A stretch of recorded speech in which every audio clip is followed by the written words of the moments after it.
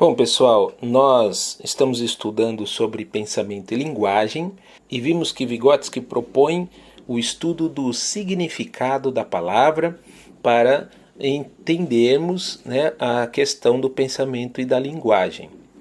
Então, o significado da palavra seria a unidade de análise entre pensamento e linguagem.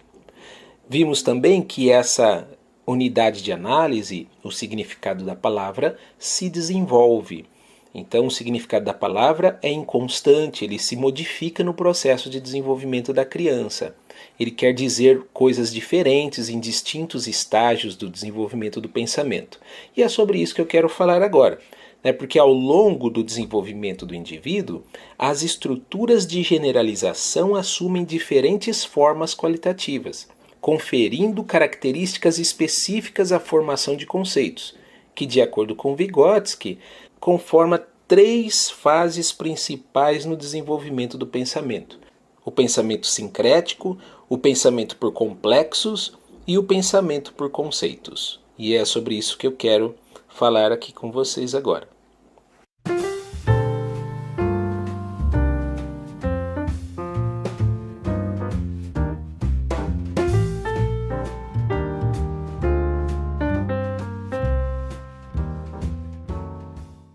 A fase do pensamento sincrético é própria aos anos iniciais da vida. Essa fase é caracterizada pela ausência do significado da palavra, o que resulta numa imagem subjetiva indiferenciada, num agrupamento sincrético mental. Em outras palavras, a imagem subjetiva da realidade objetiva não é nítida nessa fase, justamente por conta da ausência do significado da palavra. Então a criança vai gradativamente apropriando-se da linguagem, mas nesse início a palavra apresenta um significado vago, impreciso e instável. Por isso a realidade para a criança está fundamentada nas suas percepções sensíveis. Quando, nessa fase, a criança chega a apresentar um desenvolvimento compreensível da fala, quando o significado de uma mesma palavra para a criança e para o adulto se encontra no mesmo objeto concreto, isso é o suficiente para que haja compreensão mútua. Porém, esse ponto de intersecção do pensamento do adulto com o pensamento da criança não pode ser compreendido como um mesmo processo psíquico. São operações totalmente distintas, pois no caso das crianças, o domínio sonoro da palavra não significa o domínio do seu aspecto interno. Não é a sua fala que é sincrética, mas o pensamento. Por isso que Vygotsky tem insistido que o significado da palavra ele se modifica, ele se desenvolve no decorrer também do desenvolvimento humano. A fase sincrética do pensamento compreende 3 etapas. A primeira etapa da formação da imagem sincrética caracteriza-se pelo período de ensaio e erro no pensamento. Na segunda etapa, aparecem os primeiros sinais de organização do campo perceptual, mas essa organização limita-se a fatores acidentais que exercem alguma influência imediata sobre a percepção da criança, como a contiguidade espacial e temporal ou o mero contato físico. Nesta etapa, diz Vygotsky, o importante é que a criança continua sendo regida não pelas relações objetais implícitas nas coisas, mas sim pelas conexões subjetivas criadas por sua própria percepção. Os agrupamentos permanecem sincréticos, porém já consideram a contiguidade espacial e temporal entre os elementos.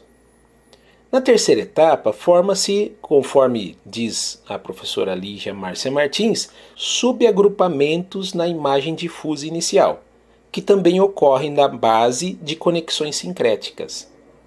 Embora se trate do início de uma coerência bastante incoerente, o significado da palavra avança significativamente, o que marca a transição para a próxima fase do desenvolvimento do pensamento, o pensamento por complexos. Bom, a segunda fase do desenvolvimento do pensamento conceitual é o pensamento por complexos. Fase esta que se estende desde o término da primeira infância até o início da adolescência. As generalizações, enquanto estrutura, são elementos agrupados não somente sobre a base de conexões subjetivas estabelecidas na percepção da criança, mas sim fundadas por relações objetivas entre os objetos. O pensamento sincrético, caracterizado pela prevalência das conexões subjetivas, cede lugar a vínculos reais estabelecidos entre as coisas. Desse modo, o pensamento por complexos adquire um maior grau de coerência e objetividade. Para Vygotsky, o complexo se funda nos vínculos reais manifestados na experiência imediata. São agrupamentos de um conjunto de objetos concretos sobre a base do vínculo entre eles. Então, para ele, os complexos não pertencem ao plano do pensamento lógico abstrato, mas sim do real concreto. E por isso, tanto as conexões que lhes servem de base com a que se estabelecem com ajuda, carecem de uniformidade. Diante das sucessivas generalizações ocorrentes nessa fase do desenvolvimento do pensamento, Vygotsky apresenta 5 tipos principais de complexos. O complexo associativo, o complexo por coleção, o complexo por cadeia, e os complexos difusos e o pseudoconceito. No primeiro tipo de complexo, o complexo associativo, as palavras não designam objetos isolados. Elas não expressam os nomes próprios dos objetos, mas sim os nomes da família do objeto. Denominar o objeto concreto com o nome correspondente significa incluí-lo em um determinado complexo concreto com o que guarda relação. Por exemplo, se a criança nomear um pássaro de avião, pelo fato de ambos voarem. Então, isso é um exemplo de complexo associativo.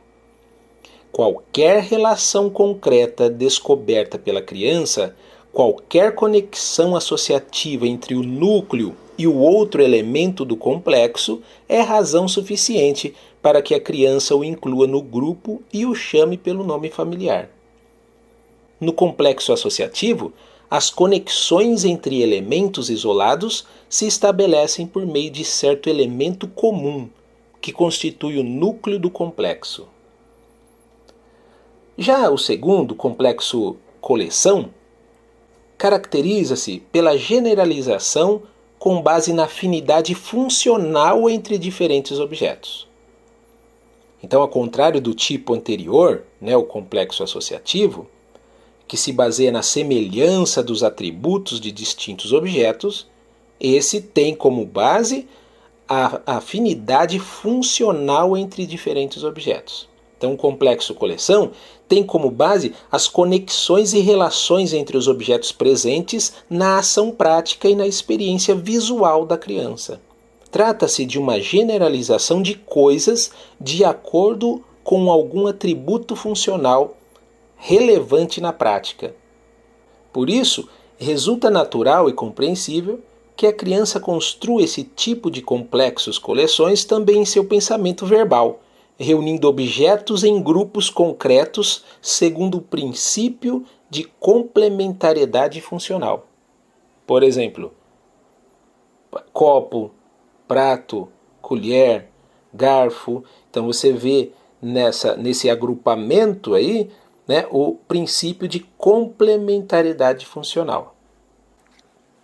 O terceiro tipo é o do complexo em cadeia, caracterizado por se construir na base da união dinâmica e sequencial de elaborações individuais em uma única cadeia, e a partir da transferência de significados por meio de vínculos da cadeia. Sendo assim, o final de cada cadeia pode não ter nada em comum com o início dela. Por exemplo, eu posso falar brincadeira, rua, poste, fio, pássaro. Veja que o final dessa cadeia de pensamentos e de palavras, a palavra pássaro já não tem nada a ver com a brincadeira. Então, o significado das palavras se modifica durante os vínculos da cadeia do complexo. Cada elemento participa do conjunto tão somente por se ligar a algum aspecto do elemento anterior da cadeia. Portanto, o centro estrutural nesse tipo de complexo não é encontrado. Tal como na corrente, cada elo liga-se ao anterior e ao subsequente. O primeiro elemento e o terceiro podem não guardar relação alguma entre si, exceto que ambos, segundo seu atributo, estão relacionados com o segundo.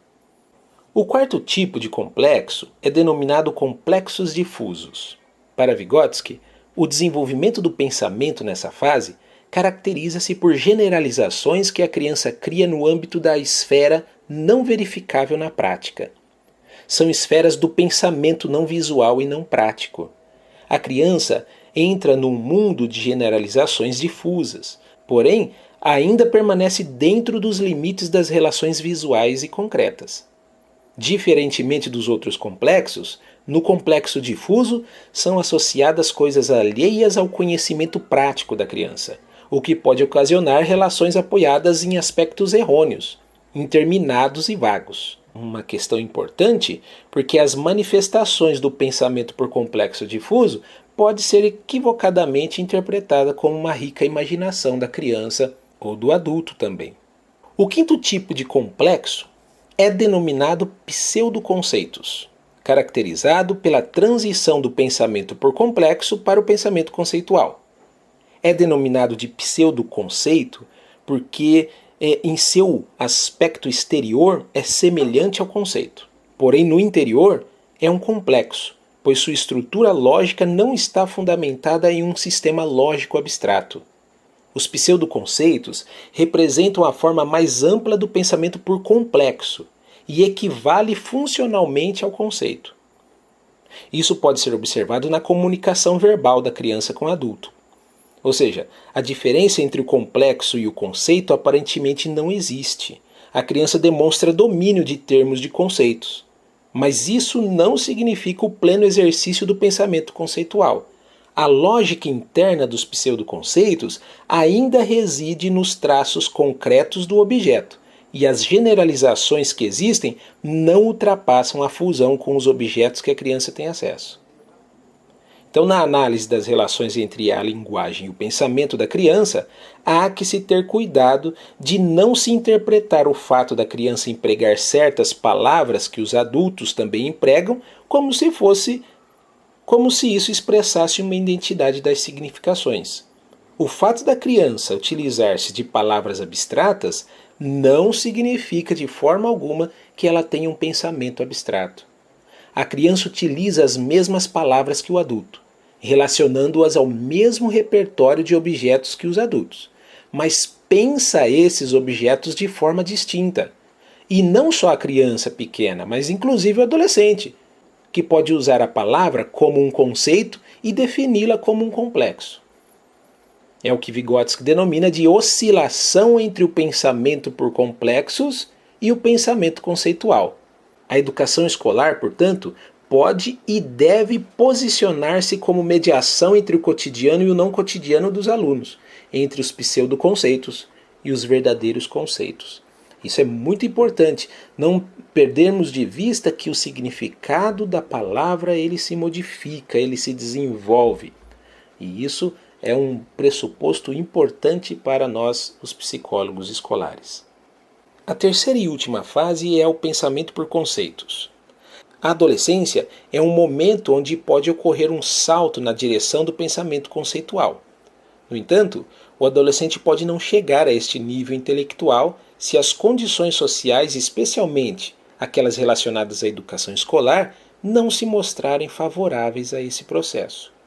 O domínio da abstração, que pode ter início na adolescência, permite a passagem para a formação dos conceitos propriamente ditos.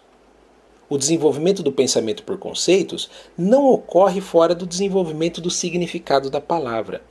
O processo de formação de conceitos pressupõe, portanto, o domínio dos nexos externos e internos da palavra e, consequentemente, assegura o domínio dos próprios processos psicológicos. E é na adolescência que tal possibilidade surge. Quando uma criança utiliza uma palavra a fim de comunicar-se com um adulto, não há o mesmo significado no seu pensamento, pois a linguagem infantil pode coincidir com as palavras do adulto, por meio da sua expressão concreta, mas sua forma de pensamento é totalmente diferente da forma do adulto. Por isso, não se pode atribuir as palavras abstratas que a criança utiliza como produto de seu suposto pensamento abstrato. Mas essa questão não se esgota no que se refere à forma de pensamento da criança. Até mesmo o adolescente, mesmo depois de ter aprendido a operar com a forma superior de pensamento, o pensamento por conceitos, não abandona as formas elementares de pensamento. É por isso que Vygotsky diz que a adolescência não é o período de conclusão, mas de transição e desenvolvimento do pensamento. Então ele afirma que uma das características do pensamento adolescente é a oscilação entre o pensamento por complexos e o por conceitos. Por isso, recorrentemente o adolescente utiliza a palavra como conceito, mas a define como complexo. É o que eu falei. O que eu acabei de falar. Então uma coisa é utilizar na forma fonética uma palavra, outra coisa é utilizá-la com a consciência do seu significado. Isso ocorre também na fase adulta, que isenta de condições concretas de vida, de educação, de conteúdos apropriados, está longe de pensar por conceitos. Então, de acordo com Vygotsky, é muito frequente o pensamento adulto se manifestar no nível do pensamento por complexo e, inclusive, em alguns casos, descer às formas sincréticas do pensamento. Isso pode acontecer. Em condições de experiência cotidiana de vida, os próprios conceitos do adolescente e do adulto não se desenvolvem acima do nível dos pseudoconceitos. Quando muito, não ultrapassam o nível dos conceitos cotidianos. Então eu quero aqui ressaltar que o pensamento por conceitos organiza a imagem subjetiva da realidade objetiva em níveis qualitativamente diferentes, em decorrência da sua formação a partir das esferas das objetivações genéricas cotidianas e não cotidianas. E o trabalho educativo deve possibilitar ao indivíduo ir além dos limites dos conceitos cotidianos e dos pseudoconceitos, ir além da aparência do fenômeno. Tais conceitos são superados por incorporação pelos conceitos científicos. E, como eu tenho já afirmado várias vezes, o pensamento por conceitos produz o desenvolvimento da personalidade e da concepção do adolescente nas suas formas mais desenvolvidas, que eu chamei na minha tese de personalidade para si. Então, o pensamento por conceitos é a forma de pensamento que reflete a realidade com maior nitidez. Então, por meio das palavras, o indivíduo conhece a realidade objetiva para além da sua aparência imediata. Em sua expressão fenomênica, em sua aparência, a abstração pode ser considerada um afastamento da realidade concreta. Porém, na verdade, ela é o caminho para o conhecimento mais profundo da realidade, pois penetra em sua essência. Pensar por conceitos é dominar os atributos dos objetos e fenômenos refletidos no cérebro. Não podemos dizer que conhecemos o conceito de animal, por exemplo, sem conhecer as distintas espécies de animais. Pensar em conceitos significa dominar um conjunto de conhecimentos sobre os objetos. Conceito, portanto, é o reflexo ativo da realidade objetiva no pensamento. É o mediador do processo de apropriação do concreto pelo pensamento. Por isso, equivoca-se quem considera que o pensamento abstrato está separado da realidade. A imagem subjetiva da realidade objetiva só poderá alcançar maior fidedignidade a partir do pensamento conceitual.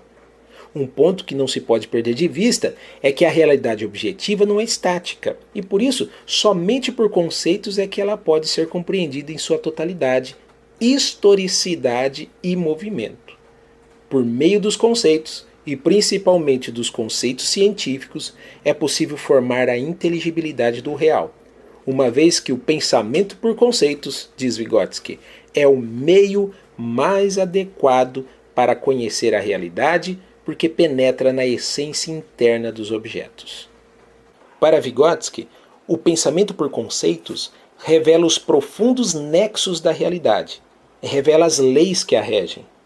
Então, é um tipo de pensamento, o pensamento conceitual, que permite também que o adolescente tenha um profundo conhecimento da realidade interna, ou seja, o mundo das próprias vivências, e também da realidade externa. O pensamento por conceitos é a revolução que se produz no pensamento e na consciência do adolescente.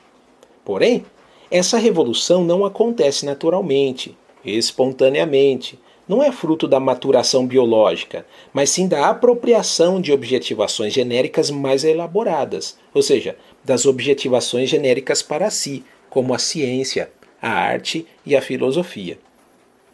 Embora o pensamento cotidiano forneça as bases da compreensão da realidade natural e social, constatam-se nele os limites decorrentes das próprias características das atividades cotidianas.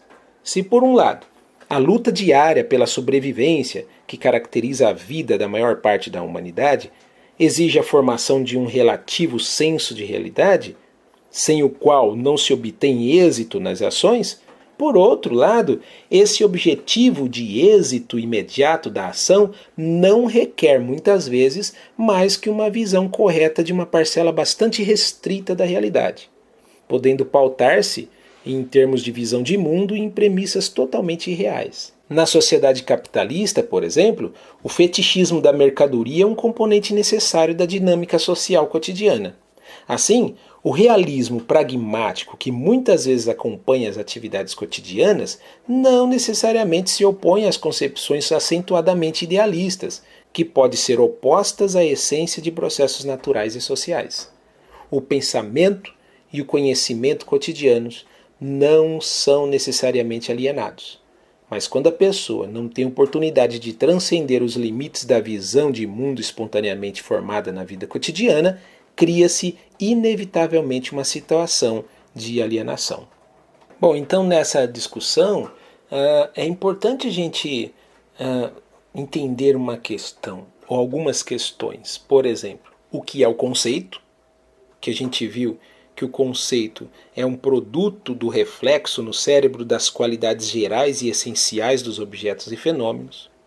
Qual a sua importância para o conhecimento? Ora, se nós partimos do pressuposto que o conhecimento ele é a representação mental da realidade cada vez mais nítida, mais inteligível, isso só pode ocorrer por meio do pensamento por conceitos. E quando não se desenvolve o pensamento por conceitos, o que pode ocorrer no psiquismo? Para Vygotsky, a função de formação de conceitos não só está relacionada com o desenvolvimento de outras funções, como a memória, a atenção, a percepção da realidade, tal como já eu mostrei aqui, senão também com o desenvolvimento da personalidade e da concepção de mundo. O quadro coerente do mundo e da autoconsciência da personalidade se dissocia quando se perde a função de formação de conceitos. Então, como podemos observar, a não formação de conceitos, a não formação do pensamento por conceitos significa, com efeito, a não intelectualização das funções psíquicas, ou seja, a impossibilidade de voluntariedade, da intencionalidade da ação, do autodomínio da conduta. Além disso, temos defendido que os conceitos organizam a imagem subjetiva da realidade objetiva, o psiquismo, a consciência, resultando na inteligibilidade do real, no conhecimento da realidade objetiva para além da sua aparência, o que não pode acontecer sem a formação do pensamento por conceitos. A autoconsciência também não pode ser desenvolvida sem o pensamento por conceitos, tampouco a compreensão das próprias vivências. Vygotsky também afirma que o não desenvolvimento do pensamento por conceitos pode ser identificado como a histeria, ou seja, uma forma de comportamento espontânea e isenta de liberdade e domínio. Tal comportamento pode ser atribuído equivocadamente às crises patológicas de conduta inerentes à adolescência, crises estas tão difundidas por livros, manuais, pela mídia, etc., sobre essa etapa do desenvolvimento humano. Eu tenho defendido que a patologização da adolescência não deixa de ser também produzida no descaso à formação da personalidade ao longo de toda a formação da pessoa. E tratando-se da educação escolar, esse descaso ocorre desde a educação infantil. Para Einstein, a elaboração tão defeituosa de conceitos deve-se, em grande parte, à imperfeição do ensino. Parece, então, que o grande problema enfrentado no âmbito da educação escolar de adolescentes é que, nesse momento de viragem, explicita objetivamente o produto oculto da formação antecedente. Até o próximo vídeo.